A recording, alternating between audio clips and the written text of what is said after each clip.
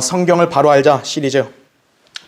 자, 이제 오늘과 다음 시간에 걸쳐서 이제 예수 그리스도의 재림에 관한 그런 주제를 여러분에게 강론하겠습니다. 재림에 관해서 대다수의 교회들은 문자 그대로 믿지를 않고요. 그리고 재림에 관해서 잘못되이 알고 있어요. 그러니까 이 재림을 갖고 소위 장난치는 이단 교도들이 많습니다. 결국 그 목적이 뭐냐면 그 재림을 갖고 이제 자기네 교계로 사람들을 끌어모으려고 하는 거예요. 그러니까 우리는 이 재림에 관한 성경적 교리를 분명하게 잘 알고 있어야 되고요. 또 재림이 중요한 것은 결국 성경을 관통하는 핵심적인 내용이 예수 그리스도의 재림이기 때문이에요. 예수 그리스도의 재림을 믿지 않는 사람은요, 그 사람은 그리스도인이 아니에요. 백날 무슨 짓을 해도 그리스도인이 아니에요, 그 사람은. 예수 그리스도의 재림을 믿는 사람이 진정한 그리스도인이에요. 그렇죠? 예. 자, 한번 교환을 보면요. 맨 위에 성경의 궁극적인 주제는 자, 왕국이라고 제가 말씀을 드렸죠. 자, 이 왕국은 단순한 영적 왕국이 아니라 하나님께서 직접 이 땅에 세우셔서 통치하시는 물리적인 왕국이다라는 거죠. 예. 여러분 생각해 보세요. 사람들이 정치에 관심이 많죠. 예. 다른 건 몰라도 정치 얘기만 나오면 그냥 그저 논쟁이 엄청나게 많이 일어나죠. 인간들의 관심사는요, 정치예요. 왜 정치가 관심이 많겠어요? 결국 뭐냐면 하나님께서도 정치를 하시는 거예요. 바로 예수 그리스도가 재림하시면 그분이 왕으로서 통치하신다고요. 누가 왕이 되느냐? 이게 인류 역사에 늘 최대 관심사였던 거예요. 누가 통치하냐 이거예요. 근데 통치자들이 다 엉망이에요. 예수 그리스도만이 진정한 왕으로 의와 화평 가운데 영원히 통치하신다는 거죠. 그렇죠? 자, 그래서 세 번째 줄 보세요. 그렇게 그분께서는 반드시 이 땅에 다시 오셔야만 한다 이거죠. 왜냐하면 주님은 일단 왕이 오셨는데 거부당하셨잖아요. 그래서 승천하셨는데 일단 왕이 되시려면 다시 오셔야죠. 이것이 바로 예수 그리스도의 재림입니다. 따라서 성경의 주제, 왕국이 이루어지려면 예수 그리스도의 재림도 반드시 이루어져야 되는 거예요. 예수 그리스도가 재림 안 하시는데 무슨 왕국이 필요해요? 왕국 자체가 성립이 안 돼요. 아니, 왕이 없는 왕국이 어디 있어요? 그렇죠? 그러나 오늘날 수많은 사람들은 예수 그리스도의 재림을 믿지 않는 게 문제다. 왜냐하면 그들이 성경에 무지하기 때문이다. 게다가 그들은 주님의 재림도 고대하지 않아요. 자, 거기 베드로서 3장 나오죠? 3절 5절에 보면 먼저 알 것은 이것이니 마지막 날들에 조롱하는 자들이 와서 그들의 정욕대로 행하며 말하기를 그가 온다는 약속이 어디 있느냐? 이거죠. 야, 예수가 진짜 재림해? 어디 있어 그게? 말이 돼? 마지막 날들에 그렇게 조롱하는 사람들이 있다는 거예요. 그러면서 뭐냐면 조상들이 잠든 이래로 만물은 창조의 시작부터 그대로 있다 하리니 이는 그들이 이것을 고의로 잊으려 함이라. 그죠? 네. 상식만 있고 양심만 있다면 믿을 수 있는 건데 고의로 잊어버리는 거예요. 고의로. 안 믿어 그냥. 아니야. 이런다는 거죠. 하지만 성경의 거의 대부분의 예언은 바로 이 재림에 초점이 맞추어져 있다. 그죠? 따라서 그리스도인들은 성경의 예언을 믿는 사람들이기 때문에 예수 그리스도의 재림을 믿는 것이에요. 자, 이제부터 우리는 예수 그리스도의 재림에 관한 교리들을 공부함으로써 성경의 예언을 더 확실하게 여러분이 이해하게 될 것이다 라는 거죠. 자, 우리는 그동안 지금 성경에 나누어서 공부해야 한다 그랬죠? 그래서 각 경륜에 따라서 나눠졌고 시대들이, 그리고 궁극적으로 이제 주님이 재림하시면 천년왕국 세운다 했죠? 그래야 구약의 예언들이 온전히 성취가 되는 거예요. 그래서 여러분이 예수 그리스도의 재림을 제대로 알고 믿어야만 여러분이 성경을 읽고 공부할 때 확실하게 이해할 수 있는 거예요. 예수 그리스도의 재림을 믿지 않으면 어떻게 되냐? 성경의 예언의 80% 이상을 안 믿는 것과 똑같아요. 그러니까 마치 재림 안 믿는 사람 뭐냐면 성경의 80%를 그냥 안 믿고 건너뛰는 거야. 이거 말고 이거 하나님은 사랑이시다. 맨날 그 얘기밖에 못 하는 거예요. 재림을 믿어야 되는 거죠. 그렇죠? 자, 그러면 일단 첫 번째 보세요. 자, 재림에 관한 예언이 어떻게 되어 있는가 먼저 볼게요. 자, 1번을 보시면 초림과 재림에 대한 구분이다 그랬어요. 자, 이게 무슨 말일까요? 아니, 예수님이 초림한 걸 아는데 초림과 재림이 왜 구분돼야 되느냐라고 할 때 대다수 교회들은 모르지만 우리는 아는 거예요. 바로 뭐냐면 초림과 재림의 상황이 똑같은 거예요. 즉 초림 때도 어때요? 예수 그리스도께서 왕으로 오셔서 왕국을 수립하려고 하셨다라는 거죠. 그렇죠. 그래서 초림과 재림을 구분해야 돼요. 근데 유대인들은 그걸 구분을 못한 거예요. 그러니까 성경을 아는 그리스도인들은 초림에 관한 예언과 재림에 관한 예언을 구분하기 때문에 예수 그리스도가 초림 때는 왕이 되실 수 없고 십자가에서 죽으실 거라는 걸 우리는 알지만 구약 시대의 선지자들이나 백성들은 그걸 알았다는 걸 몰랐다는 거예요? 몰랐다라는 거죠. 자, 한번 성경을 찾아보겠습니다. 베드로전서 1장 한번 보세요.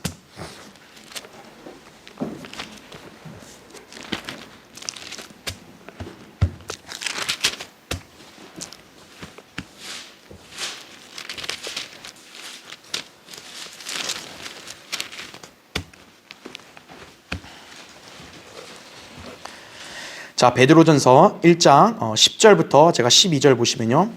이 구원에 관해서는 너희에게 임할 은혜에 관하여 예언한 선지자들이 열심히 조사하고 살펴보던 것이며, 자, 11절 잘 보세요. 그들 안에 계셨던 그리스도의 영이 그리스도의 고난과 다가올 영광을 미리 증거하실 때, 이거죠. 그러니까 여기서 그리스도의 고난은 뭘 말하죠? 초림을 말하는 거예요. 영광은 뭘 말하죠? 재림을 말하는 거죠. 그러니까 그것을 구약 성도들 안에 있었던 그리스도의 영이 미리 증거하셨다라는 거죠. 그 영이 무엇을 또 어떤 시기를 지시하시는지 탐구하던 것이니라. 그들이 행한 사역들은 자신들을 위한 것이 아니라 우리를 위한 것임이 그들에게 계시되었고 이것이 하늘로부터 보내신 성령으로 너희에게 복음을 전한 자들을 통하여 너희에게 이제 전해졌으며, 이거죠. 성도들에게 이제 전해졌다라는 거예요.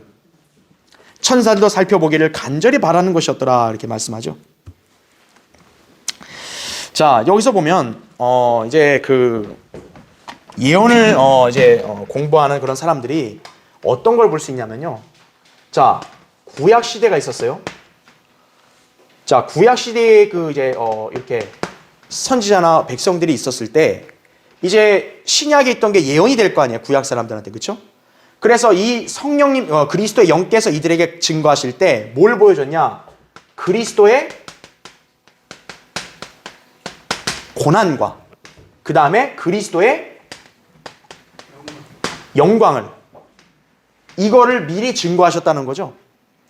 그러니까 구약 성도들이, 선지자들이 예언을 할 때 그리스도의 고난도 예언을 했고 또 영광도 예언했다는 거예요. 동시에 다.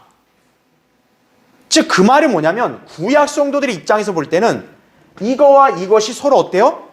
중첩돼서 보였다라는 거죠. 이게 이 사람들의 입장에서는 이게 중첩돼서. 그렇죠. 그렇기 때문에 이 사람들은 그리스도의 고난이 뭐냐면 이제 이게 우리의 입장에서 볼 때 이게 초림 아니에요. 그렇죠? 그렇죠? 요거는 뭐예요? 그리스도께서 영광을 받으시는 것은 재림이라는 거죠. 그러니까 성경적 원칙은 예수님도 그랬잖아요. 영광을 받기 전에 고난을 먼저 받는다 그랬잖아요. 그러니까 재림의 이 영광은 뭐냐면 바로 재림, 왕으로서의 통치와 연관이 있다는 거죠. 통치와 같은 연관되어 있는 거예요. 이 영광을 받기 전에 먼저 뭘 받아야 돼요? 고난을 받아야 돼요. 초림. 그런데 이거를 구약의 선지자들은 이거를 두 개를 동시에 같이 증거해 버렸다는 거예요. 이게 중첩된 거죠. 그러니까 이 사이에 뭐가 있다는 걸 알면은 우리처럼 구분을 할 텐데 구약 성도들은 이 사이에 뭐가 있는 게 안 보인 거예요. 계시가 안 된 거예요. 그러니까 고난과 영광이 서로 겹쳐 보이는 거죠. 그러니까 초림 때 고난은 뭐냐면 십자가 사건이란 말이에요. 그렇죠. 그런데 구약 성도들은 이거를 구분을 못한 거예요. 구분을. 구약 성도들의 관점에서 고난과 영광이 동시에 하나로 다 뭐예요? 그냥 이게 왕이다. 왕국. 메시아 왕국. 메시아 왕국으로 통치하셔야 된다 이거죠. 이거밖에 안 보인 거예요. 구약 성도들에게. 그러니까 만약 봐봐요. 이게 없다면 어떻게 되는 거예요? 두 개가 역시 여기서 볼 때 충족되는 거죠. 같이 일어나도 된다. 이렇게 보는 거죠. 이게 구약에서의 예언의 어떤 보면 약간 관점이에요. 같이 보이는 거예요. 그런데 하나님께서는 어떻게 하냐? 고난과 영광 사이를 구분을 하신 거예요. 그게 바로 뭐냐면 우리가 잘 아는 교회 시대. 이거를 감추어 두신 거죠. 감추어 두심으로써 어떻게 된 거예요? 구약의 선지자들은 이거를 보지를 못한 상태에서 이거와 이거를 겹쳐본 거죠. 그러니까 구분이 안 된 거예요. 그러니까 구약의 선지자들에게는 이 교회가 알려진 거예요? 잘 안 알려진 거예요. 예언을 물론 교회에 관한 예언이 간간히 나와요. 구약에도. 근데 예언을 해놓고도 뭔 말인지 모르는 거예요. 그냥 고난과 영광이 겹쳐져서 그리스도 메시아가 오시면 바로 영광받아 왕국을 세워 통치하신다. 이거밖에 모르는 거예요. 그러니까 유대인들의 입장에서는 초림과 재림에 대한 구분이 없는 거예요. 그냥 메시아가 오셨다. 오셨으면 바로 통치하셔야죠. 이거였던 거예요.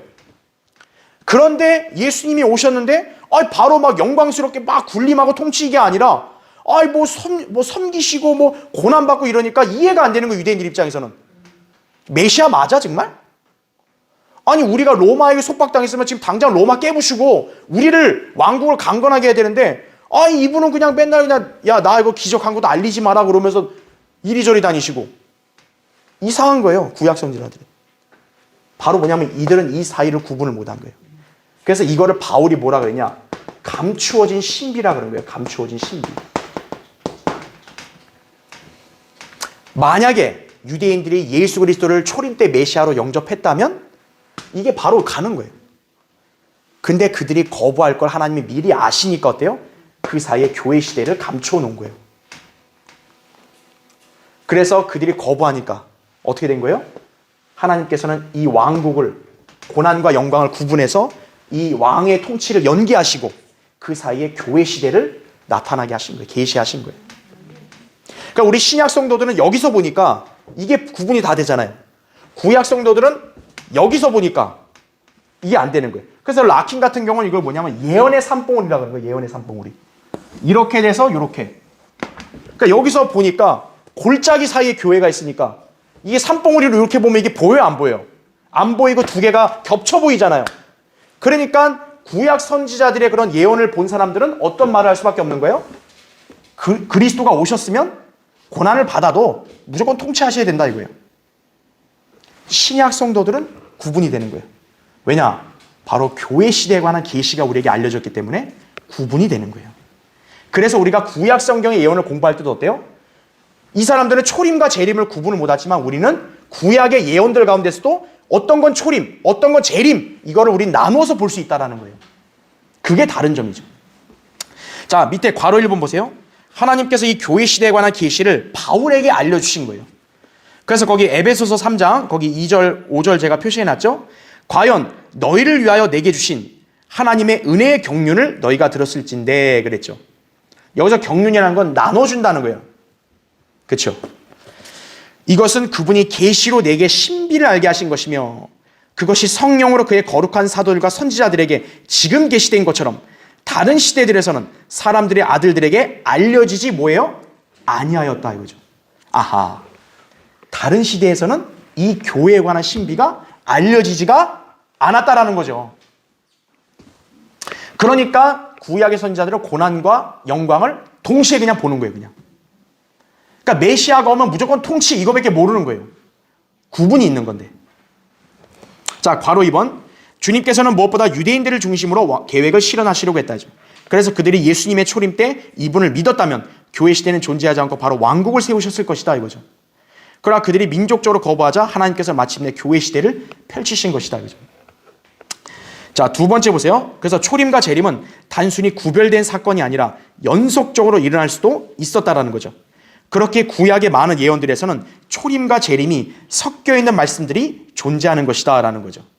한번 예를 들어 볼까요? 여러분 이사야 61장 보세요.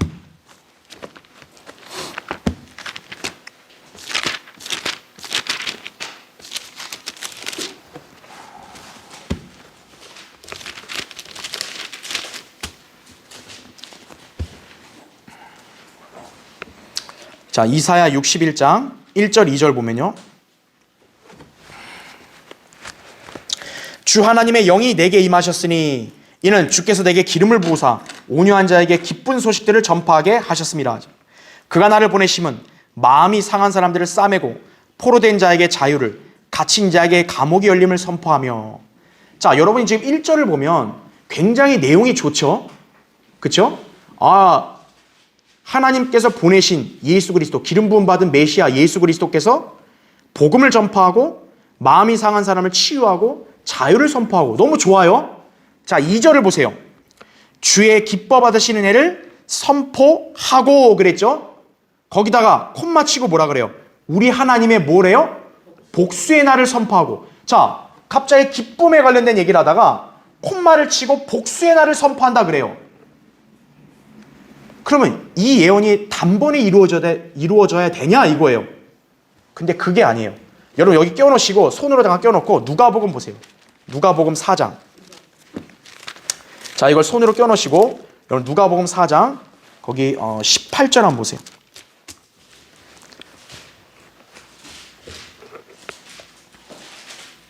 아, 17절 제가 한번 읽어볼게요. 17절. 누가복음 4장 17절.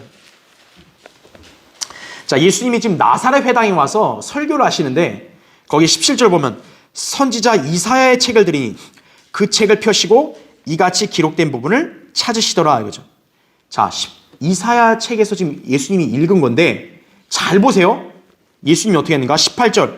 주의 영이 내게 임하시니 이는 가난한 자들에게 복음을 전하게 하시려고 내게 기름을 부으심이라 하죠.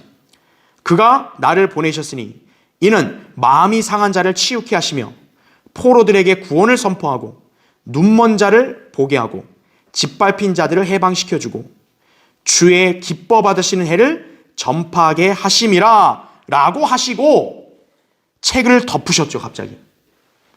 그런 다음에 21절에 주께서 그들에게 말씀하기 시작하시어 이 성경이 오늘날 너희 귀에 이루어졌느니라 이렇게 말씀하세요. 자, 이게 지금 아까 우리 읽었던 이사야 61장 1절 2절을 인용한 거예요. 근데 지금 예수님은 어디까지 인용했냐면 19절 보니까 다시 주의 기뻐 받으신 해를 전파하게 하심이라 그랬죠. 근데 여러분 손으로 껴놨어요? 61장 보세요. 이사야 61장의 2절을 보면 주의 기뻐 받으신 해를 선포하고. 자, 이거는 예수님이 방금 인용했죠? 근데 원래 이사야 61장 2절에는 뭐도 나와요? 하나님의 복수의 날을 선포한단 말이 나왔잖아요. 근데 예수님은 지금 초림 때는 이 복수를 여기서 인용했어요? 안 해요? 안 해요.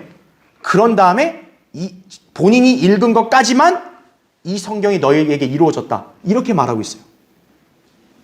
자, 그러면 이게 뭘까요? 예수님이 초림했던 그 당시에는 복수의 날이 선포된 거예요? 안 된 거예요? 안 된 거예요. 왜 안 됐을까요? 예수님 왔는데? 다른 건 다 됐다고 했는데? 바로 복수는 언제 있을 일이에요? 재림 때 있을 일이기 때문에 그런 거예요. 그러니까 예수님께서도 지금 성경을 어떻게 한 거예요? 똑같은 구절임에도 나누신 거예요.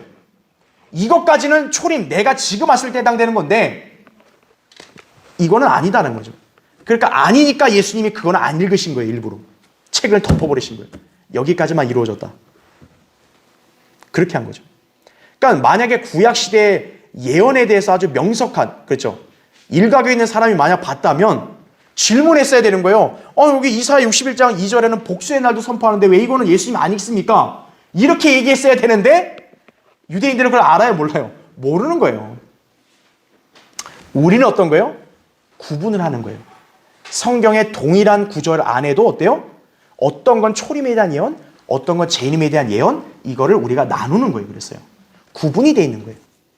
하지만 구약 선지자들은 그걸 동시에 다 예했다는 거죠.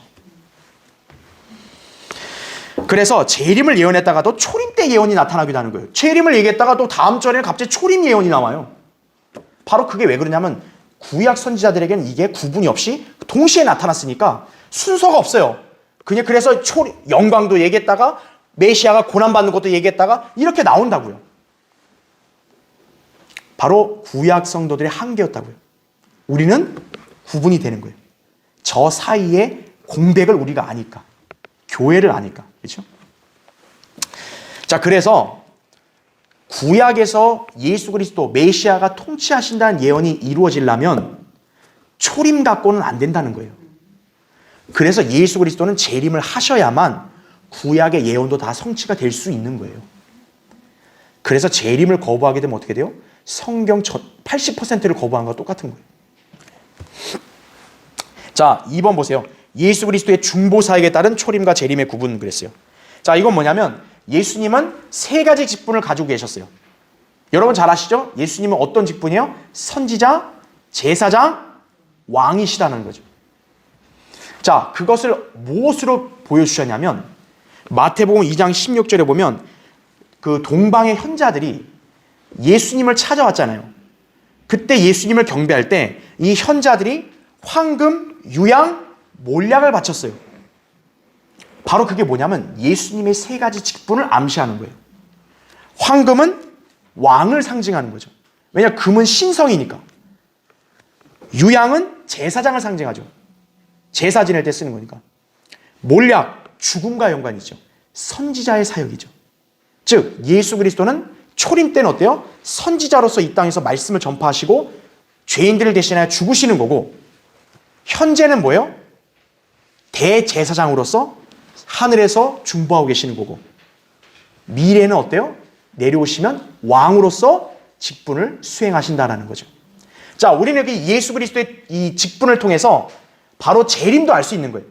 초림 때는 선지자, 지금 현재 교회 시대는 대제사장, 하늘에서 제사장으로 계신다 그랬잖아요. 그 다음에 재림 때는 왕, 이렇게 직분을 수행하신다는 거죠. 그러니까 예수님의 이 세 직분이 온전히 수행되려면 당연히 예수님이 미래에는 재림을 하셔야 돼요? 안 해야 돼요? 하셔야 되는 거예요. 여러분 다음 페이지 넘어가세요. 자, 그것을 제가 여기 교환에다 설명하는 거예요. 그래서 여러분 그 맨 뒤 페이지에 그림을 보세요. 그림 1을 보면 이게 제 라킨 형제가 그림을 잘 그린 거죠.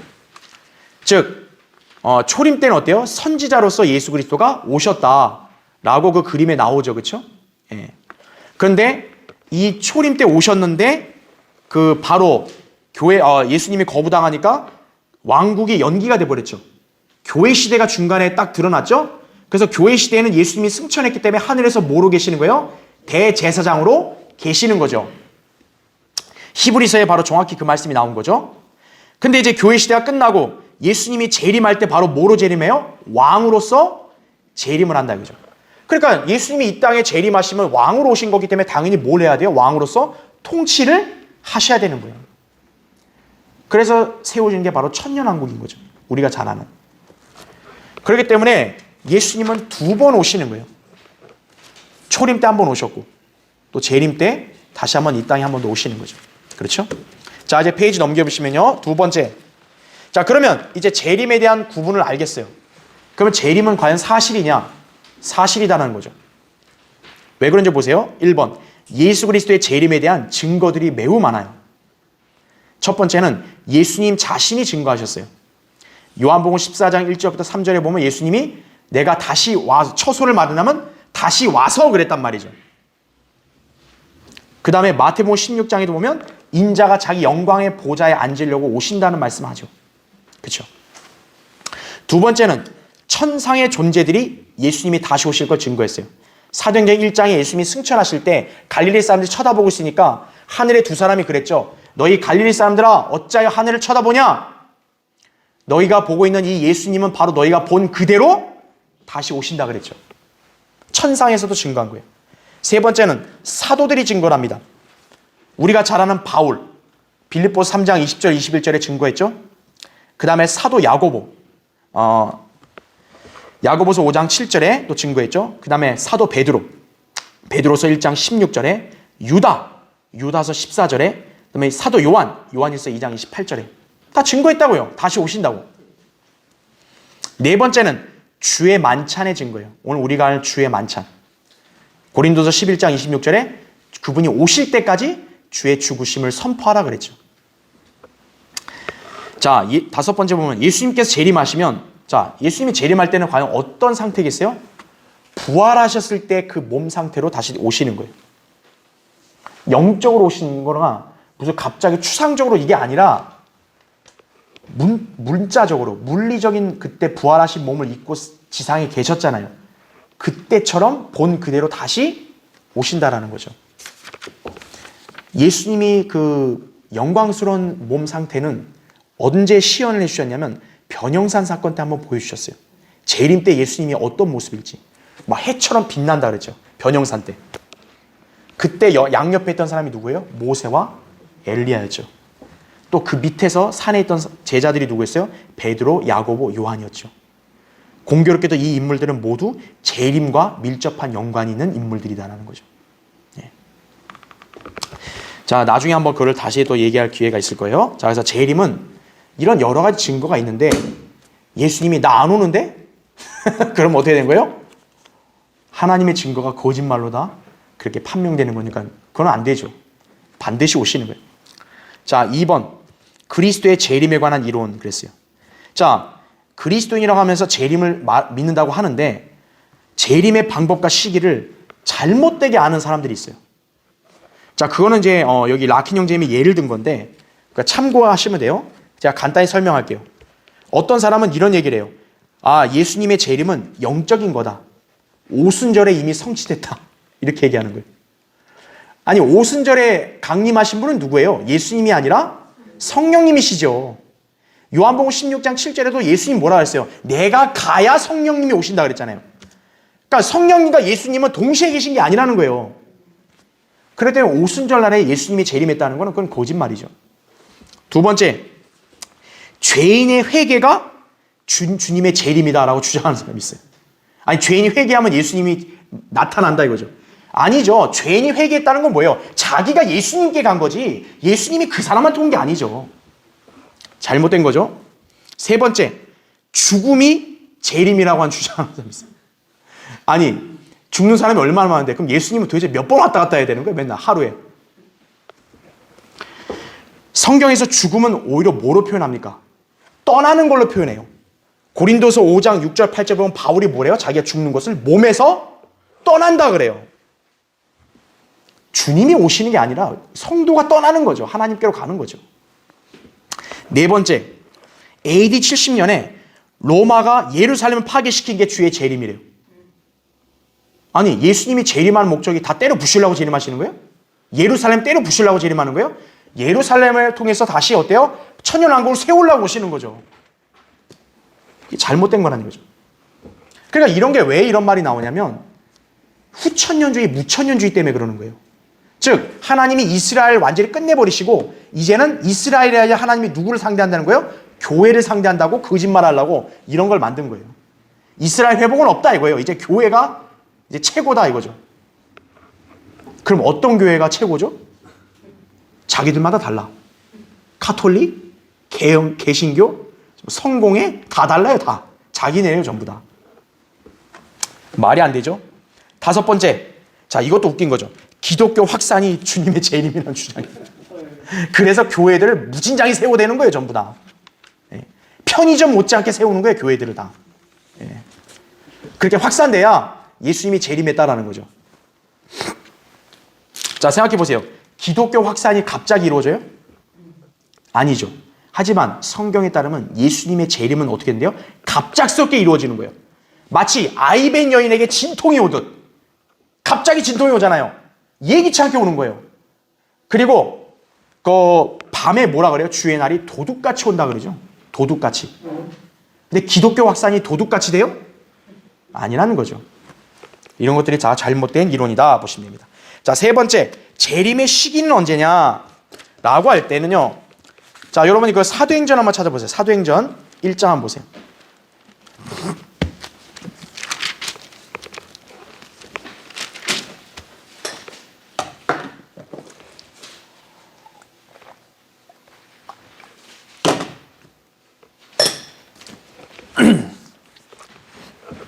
자, 사도행전 1장 6절 보세요. 6절. 그러므로 그들이 함께 모였을 때에 주께 물어 말씀드리기를 주여 이때 이스라엘의 그 왕국을 다시 회복하시겠나이까 하니 이거죠. 제자들이 물은 거예요. 지금 주님이 어쨌든 승천하신다고 하니까 그러면 이때는 이스라엘 왕국 회복하십니까? 라고 한 거예요. 그럼 이 사람들이 얘기할 때 이스라엘의 왕국을 영적인 나라로 얘기했겠어요? 아니죠. 물리적으로 이스라엘 왕국을 회복하십니까? 물어본 거예요. 그런데 7절을 보세요. 주께서 그들에게 말씀하시기를 너희에게는 그때나 시기를 알게 하신 것이 아니요 아버지께서 자신의 권한에 두셨느니라 하게 말하고 있죠. 자, 만약에 실제적인 주님의 통치하는 왕국이 없다면요, 예수님이 이렇게 답하면 안 되죠. 이스라엘의 왕국을 회복하십니까? 할 때, 야 이놈들아, 왕국이 어딨어? 내가 십자가에서 죽고 부활했잖아. 아직도 모르냐? 날 믿으면 영적인 하나님의 나라가 와. 이렇게 말해야 정상이죠. 만약에 교회, 영적인 나라가 하나님 통치라면, 그렇잖아요? 근데 예수님 뭐라 그래요? 니네가 잘못됐다고 말하는 게 아니라 다만 시기와 때와 시기는 너희가 아는 게 아니고 아버지의 권한에 있다라고 말하는 거예요, 지금. 그 말인즉 때나 시기는 모르지만 분명히 이스라엘의 왕국을 회복하신다는 것이 예수님은 맞다라는 거죠, 이게. 예. 자, 교환을 넘어왔죠? 3페이지에 두 번째 보세요. 우리는 재림에 관한 정확한 날짜 시간을 모르지만 재림의 징조가 어떨지를 말씀을 통해 알려주셨어요. 바로 여러분이 잘 아는 무화과나무의 비유죠. 마태복음 24장 32절부터 34절. 자, 이것은 제가 예전에 세대적 진리 강의할 때 했기 때문에 유튜브 보신 분들은 그거 찾으시면 돼요. 무화과나무의 비유를 보면은 거기에 제가 이거를 주님의 재림의 시기를 대략 이거를 말씀드렸죠. 자, 그래서 재림에 관한 정확한 날짜 시간은 그래서 예수님이 그랬어요. 하늘의 천사들도 모르고, 그렇죠? 아들도 모르고 오직 아버지만 아신다 그랬어요. 참고로 얘기하지만 마태복음에는 아들도 모르고란 말이 없어요. 그냥 하늘의 천사들도 모르고 오직 아버지의 권한만 두셨다 그랬거든요. 근데 마가복음에는 아들도 모르고라는 말이 들어가 있어요. 그래서 개역성경은 이거 앞뒤가 안 맞는다 그래가지고 마태복음에다가도 아들도 모르고란 말을 첨가시켰어요. 근데 우리 성경에는 마태복음에 아들도 모르고란 말이 없어요. 그럼 여러분이 볼 때 우리 성경이 그럼 안 맞는 거 아니에요? 그게 아니에요. 왜 마태복음에는 아들도 모르고란 말이 없을까요? 그 책의 성격 때문이에요. 마태복음은 어떤 예수 그리스도를 증거하는 책이라 그랬어요? 유대인의 왕으로 오신 예수 그리스도. 다시 말하면 마태복음의 입장에서는 예수님은 왕이신 분이에요. 자, 왕인 분이 왕국을 본인이 세울 걸 몰라요? 때를? 말이 안 되잖아요. 그래서 거기서는 아들도 모르고란 말을 뺀 거예요. 왕은 안다 이거죠. 반면에 마가복음은 어떤 책이에요? 예수 그리스도를 하나님의 종, 사역자로 묘사한 책이에요. 그래서 마가복음은 하나님의 아들의 개념보다는 하나님의 훌륭한 종으로서의 묘사가 나오는 거예요. 그래서 마가복음의 입장에서의 예수님은 하나님의 종이기 때문에 여러분 종은 왕의 일을 다 알 수 있어요? 없어요? 알 권한이 있어요? 없어요? 없다고요. 종의 입장이기 때문에 거기서는 아들도 모르고 라는 말을 그래서 넣은 거예요. 그래서 책의 차이라고요. 그걸 모르는 거예요. 이 개신교회들은요. 그러니까 이거 아들도 모르고 맞다 아들도 몰라다 이렇게 얘기하는데 마태복음은 왕으로 오셨기 때문에 아들도 아는 거예요. 마가복음은 종으로서 예수님이기 때문에 종은 모른다 이거죠. 그래서 아들도 모르고 란 말을 두는 거예요. 여러분은 그거에 대해서 혼란스러울 필요 없어요. 그 차이라는 걸 아시면 되는 거예요. 자, 그래서 세 번째, 그리스도인들은 이러한 재림에 대해 깨어있어 예언의 말씀을 주의해야 하고 기다려야 한다 이거죠. 우리에게 더 확실한 예언의 말씀이 있으니 날이 새어 샛별이 떠오를 때까지 너희가 어두운 곳에서 빛나는 빛에 주의하듯 이 예언의 말씀에 주의하는 것이 잘하는 것이니라 이거죠. 확실한 예언이라는 거예요. 그러니까 우리가 하나님 말씀을 늘 공부하고 상고함으로써 예언을 주의해야 된다는 거예요. 주님 재림하신다는 거죠. 근데 우리가 말씀도 공부도 안 하고 맨날 그냥 세상에 묻혀 살면 어떻게 된 거예요? 주님이 오는 건지 마는 건지 모르겠다 그냥 이렇게 되는 거예요. 그냥. 그러면 안 된다는 거죠. 자, 마지막 2번 보세요. 그럼 재림의 시기는 언제냐 이거죠. 때나 시기는 정확하게 알 수 없다 그랬어요. 하지만 우리는 알아요. 우리는 정확히 무엇을 확실히 아냐? 천년왕국 이전에 예수님은 재림하신다는 걸 아는 거예요. 대다수 교회들은 후천년주의, 무천년주의거든요. 후천년은 뭐냐면 천년왕국 다 지난 다음에 예수님이 오신다는 거죠. 왜 오죠 그러면? 자기들도 몰라요. 왜 와? 이미 왕국 다 끝났는데. 무천년주의는 뭐예요? 에이, 천년 없어 그냥 상징이야, 상징. 교회가 왕국이야 이거죠. 저는 지저분한 짓 하는 교회들이 왕국이라고요? 예수 그리스도가 왕으로서 통치하는 건 실제적이고 문자적인 거예요. 그래서 예수 그리스도가 오시는 건 뭐예요? 천년왕국을 왕이 세워야죠. 인간이 세우는 왕국에 예수님이 딸랑 앉아요? 그런 분 아니라고. 예수님께서 오셔야 왕국을 수립하시는 거예요. 천년왕국 이전에 재림하시는 건 확실한 예언이다는 거죠. 첫 번째 보세요. 재림의 정확한 시기는 몰라도 성경의 예언에 따라 천년왕국 이전에 실현될 것이다. 두 번째, 왜 그럴까요? 그리스도께서 오실 때 그분은 죽은 자들을 다시 살리실 것이다 이거죠. 왜냐하면 구원받은 죽은 사람들은 그리스도와 함께 통치하기 위해서 천년왕국 이전에 부활해야 하기 때문이다 이거죠. 계시록 20장 5절에 보면 천년이란 말이 나오면서 그때 성도들이, 죽은 성도들이 부활해야 된다는 거예요. 이전에. 그래서 같이 통치한다는 거예요. 예수님이 통치하려면 일단 뭐예요? 죽은 사람들이 먼저 부활해야 돼요. 그 부활이 재림 이전에 있다라는 거죠. 전부. 세 번째, 그리스도께서 오실 때 그분은 알곡과 독보리를 분리하실 것이다. 왜냐하면 천년왕국은 완벽한 의로 통치하는 기간이기 때문에 독보리들을 먼저 분리해서 없애야만 진정한 의의 나라가 될 수 있기 때문이다. 그죠? 그래서 이 작업을 주님께서는 천년왕국 이전에 하실 것이다 하는 거죠. 이 더러운 정치인들이 있는 이런 데서 예수님이 같이 껴서 정치해요? 그럴 리 없으시다고요. 알곡과 독보리를 싹 분리를 먼저 하시는 거예요. 독보리들을 불못으로 보내고 알곡을 모아서 통치하셔야 하는 거죠. 네 번째, 그리스도께서 오실 때 이게 중요해요. 사탄이 어때야 돼요? 묶여야 돼요. 천년 기간 동안 활동할 수 없다고 계시록 20장 3절에 예언됐기 때문에 사탄이 묶이는 일이 있어야지 왕국이 있는 거예요. 그럼 사탄을 묶는 일은 재림 때 있어야 되잖아요. 재림이 천년왕국 이전에 있다라는 걸 증명하는 거죠, 이게. 그러니까 주님께서 오시면 사탄은 끝없이 깊은 구렁에 갇히게 된다는 거죠. 다섯 번째, 그리스도께서 오실 때 적그리스도가 멸망당할 것이다, 그죠? 성경에 분명히 적그리스도가 하나님으로 자처하면서 통치하잖아요. 근데 만약에 예수님이 천년왕국 이후 온다면 적그리스도는 어떻게 되는 거예요, 대체? 그렇죠. 여섯 번째, 그리스도께서 오실 때 유대인들은 자신들의 땅으로 돌아와 진정한 국가로 회복될 것이다. 그래야 천년왕국 때 그들이 중심 국가가 될 것이라는 예언이 성취되는 것이다 라는 거죠. 지금 이 시기는 아닌 거죠. 왜? 지금 이 시기는 유대인들을 멸시하잖아요, 다. 세상이. 유대인들이 존경을 못 받잖아요. 예수 그리스도가 재림해서 유대인들을 회복시켜야만 유대인들이 존경받는 그런 세상이 오는 거죠. 일곱 번째, 그리스도께서는 예기치 않은 때 오실 것이다. 그래서 주님께서 우리에게 늘 깨어있으라고 명령하신다. 그죠? 만약 천년왕국 이후 오시면 아무리 못해도 지금부터 1000년이 걸리는데 깨어있겠어요?